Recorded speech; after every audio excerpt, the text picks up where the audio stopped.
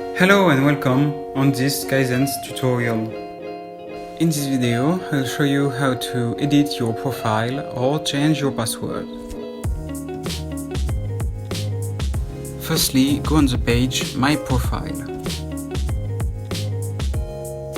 On this page, you will find all the information about your profile.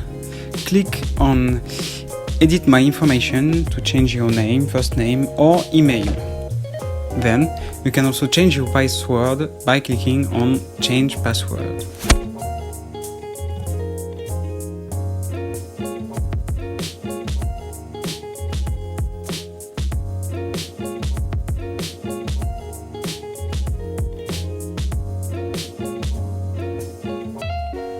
Thank you for watching this video, and if you have any question, send us an email at support@skyzen.fr.